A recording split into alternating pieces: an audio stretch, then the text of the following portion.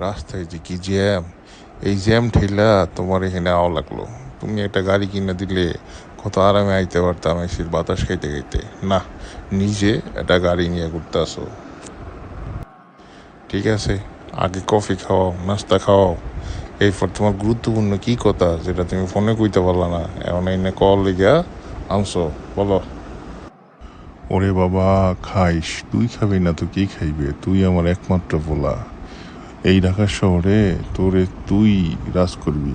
হ্যাঁ, তোর বাপ সরকারি চাকরি করে।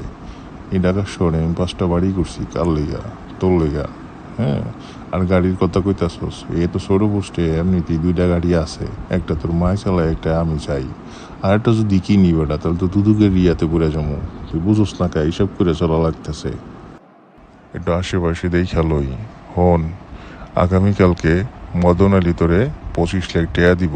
এই টেয়া 25 লাখ লইয়া তুই এনতে বাসায় যাবি। বাসায় যেয়া তোর আম্মার হাতে দিবি। এরপর রাতে এসে আমি কইমো ওইটা দিয়ে কি করতে হইব। ঠিক আছে? এই লিগে তোরা ডাকছি আমি। আব্বা, ঈদের আগে ইনকাম তো তাইলে ভালোই হয়েছে, এবার শপিংটা তাইলে ঠিকঠাক মতো করতে পারবো।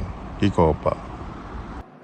ওরে বেটা, এটা পাবলিক প্লেস, এইখানে সব কথা কওয়া যায় না। তুই বাসায় লইয়ে যাইস, তুই শপিং করবি, তোর বুইনে করবো, তোর মায় করবো, নাহলে কারা করবো ক? কাগলে গিয়ে এত ইনকাম করি আমি, হ্যাঁ? তুই এবার এটা পাবলিক প্লেসে তোর কওয়া লাগে? ঠিক আছে আব্বা, কথাগুলো কিন্তু মনে রাখো। বাসায় গিয়ে আবার পোল্ট্রি লইও না কিন্তু, বুঝে লইও।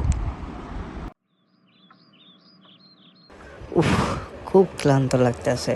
আব্বাজান, আপনি কি গেছিলেন টাকাটা আনতে? আমার বাবাই কইছে টিয়া আনতে, আমি পই পই কইরা বুঝে টিয়া লইছি আব্বা। হুম, আমার বাবার টিয়া মানুষের দ্বারা থাকবো, আমি তার যোগ্য পুত্র হইয়া, এটা কি সম্ভব বাবা? তুমিই বুঝলা বাবার কষ্ট, বাবার মাথার গাম বায়ে ফেললা টাকা কামাই। এরকম ইনকাম হইতে থাকলে ঢাকার শহরে তোমার লেগে আরও 2টা বাড়ি করে যাইতে পারো আব্বা। হ্যাঁ, তুমি টেনশন নিও না। আর এবার সবচেয়ে বড় গরুটাই তোমার বাপ কোরবানি দিব। আব্বা, তাহলে চলো জায়েদ খান কিনে নিয়ে আসি। এবার বাজারে সবচেয়ে ভালো গরু জায়েদ খান। গোস্ত মনে করো 10 মনের কম হইব না। হ্যাঁ, দাম আসছে তোমার 12 লাখ টিয়া।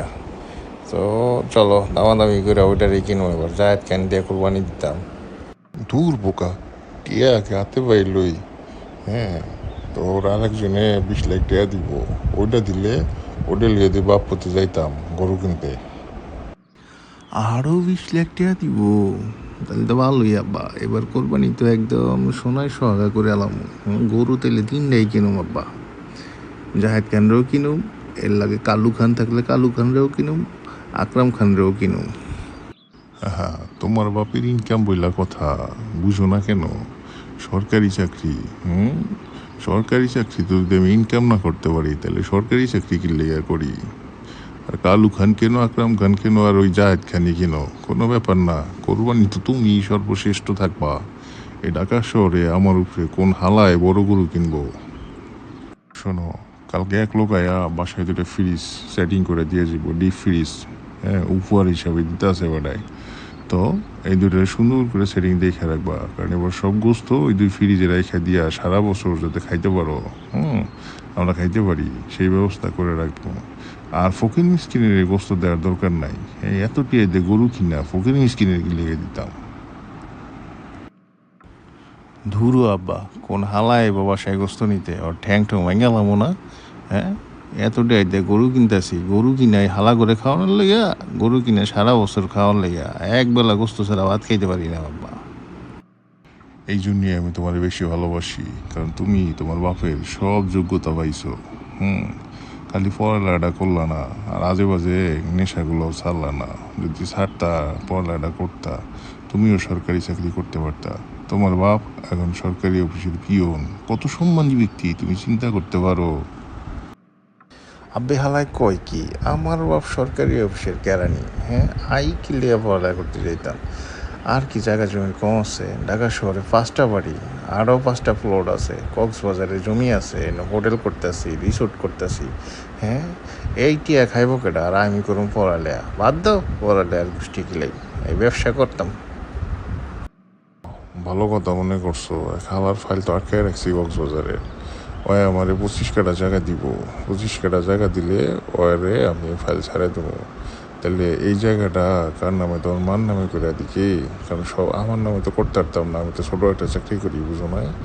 যদি মানুষ ধরা খাই যায় তাহলে তো সব যাইব গা, তাই তোমার মার নামে করে দিতেছি।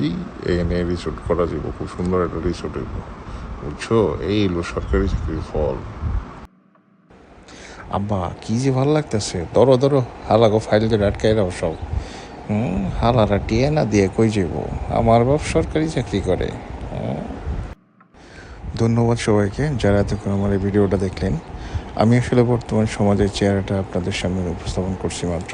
যদি ভালো লাগে লাইক দিয়েন, কমেন্ট দিয়েন, হ্যাঁ শেয়ার দিয়ে উৎসাহিত করেন, ভবিষ্যতে আমি আরও যাতে ভালো ভালো ভিডিও বানাতে পারি। ধন্যবাদ সবাইকে।